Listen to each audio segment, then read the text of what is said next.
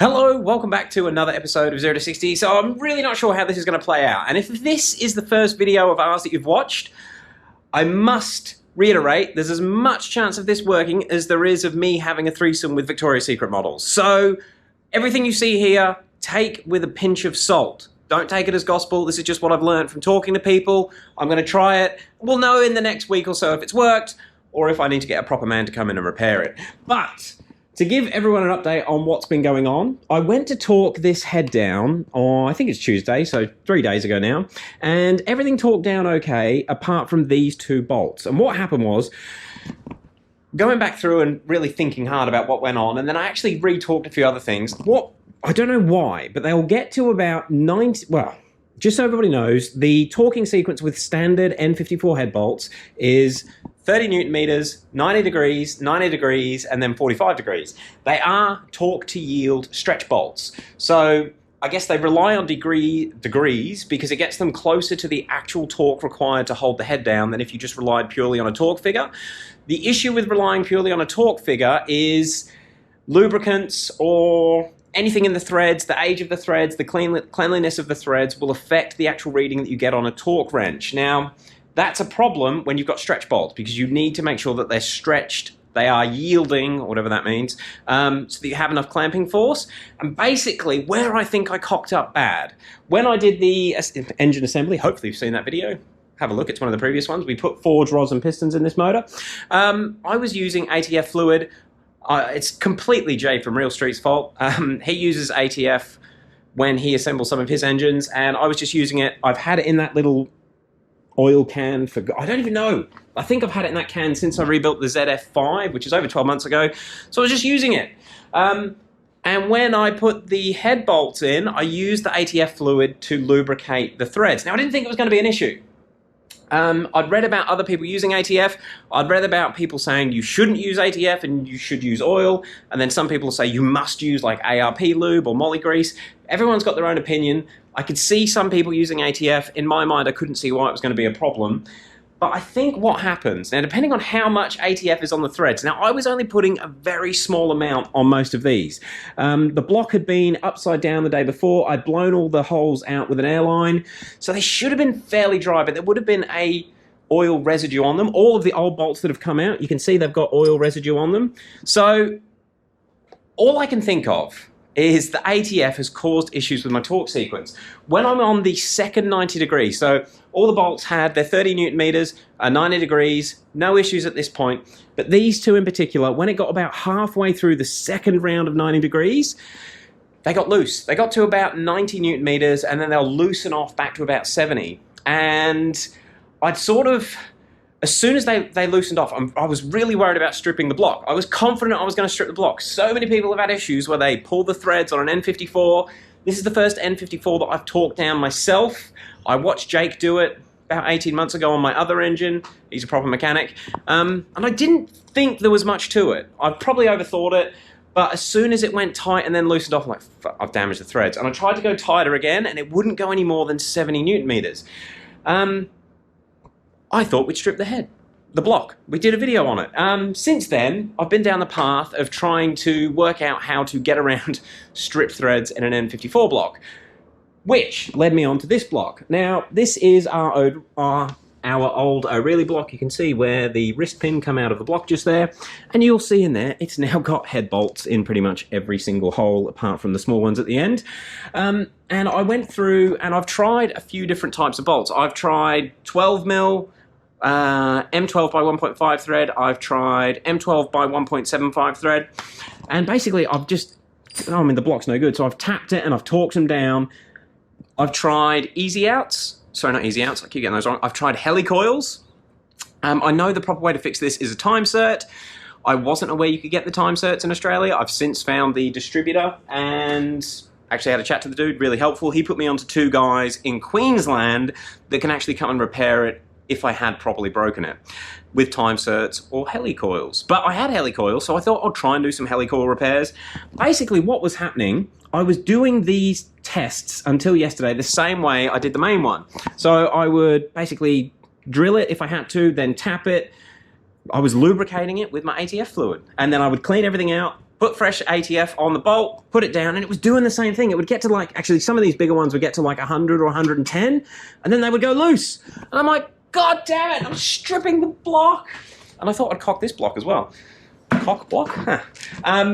Yeah, so it was like, this is the first time I've gone through it. And I was just uncertain, but I'm looking at the threads and I'm like, they look fine. You'd pull the bolts out and there was no alloy on the bolts. I'm like, this is a bit weird. And after 2 days of messing around with all different testers, and it's not like a 2-minute job to test. I was trying to do it in the way that I will do it on the final process, which I'm going to show you in this. But yeah, long story short, I sort of got the shits and I went back to the block yesterday. And I'm like, what is going on? Because I don't think I'm stripping the block, but it would go tight and then it would loosen off. And I went and had a go at these two again. And that one torqued up. It got to 125 Newton meters. And I think I've got a picture because I was quite surprised. I'll put it in here. Now, that wasn't doing the proper BMW torque sequence, but I just kept turning it and it got tighter and it got tighter and it got tighter. And it didn't loosen off. And I'm like, Jesus, I haven't stripped the block.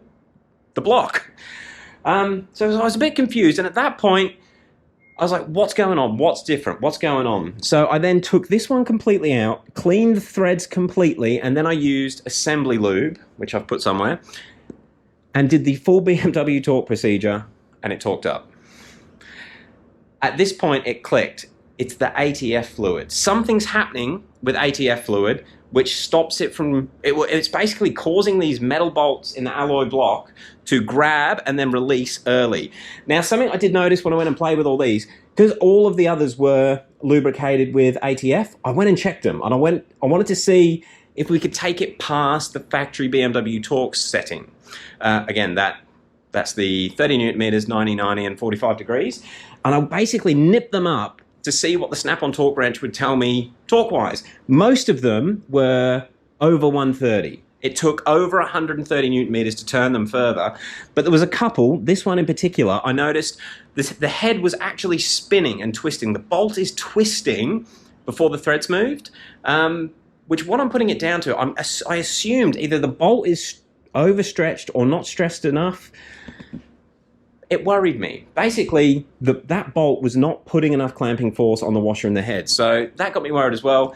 At that point, I've sort of completely written off what we've got here. These bolts are going to be overstretched, understretched. They haven't been torqued properly. The ATF fluid caught me out. Now, I think I mentioned it before. I don't know why I used ATF. It was just sitting there. I see that Jay uses it when he assembles engines. I'm not saying he uses it on his head bolts or head studs. He's probably using studs, ARPs, doing things properly. The flip side of this, apart from wasting 3 days, I did experiment with budget head bolt upgrades. They're the 3 sets that I was basically, they're the M12 by 1.5 bolts. They're all from diesel engines. They are sturdy mother trucking bolts. But head bolts are a bit of an anomaly because basically no one likes to share the specification on the bolts, because once you've, I guess it's the working out what engines they fit is where all the money is, and that's how, like, you cannot find out what size an ARP head stud kit is. Everyone keeps it really super secret. If you go to ARP's website, you can't get any measurements on any of the head studs. They just say this head stud fits this car, or this kit fits this car. So I get why they do it, because they're protecting their income and all the time and money they've invested into working out fitment. But when you're trying to fit the wrong bolts to the wrong engine, it makes it very hard to work it out. However, we got there, and I've got some bolts that I will share with you if this all works. But yeah, I'm probably going to end this video off here, just give it a quick update. The next video is going to be actually tapping that head, because what I've ended up doing with this test block here, I've got one that's in. Actually, this one was in and torqued down with sockets, but that is now torqued down with this test head, and I've managed to pull, following the BMW stretch bolt torque sequence, which again is that 30 Newton meters, 90 degrees, 90 degrees, 45 degrees.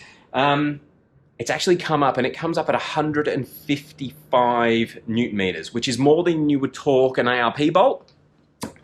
But something that has been playing on my mind, because these are stretch bolts, they may require more actual torque on the torque reading than an ARP does, because you need to stretch the bolt, where an ARP won't stretch. If these are not at their yield point, these OEM bolts, they're not going to clamp down properly, and they could possibly stretch again. Some of you are probably wondering why I don't just use genuine BMW bolts, because let's face it, the block is fine, if I just got another set of BMW bolts, I could just have it as standard.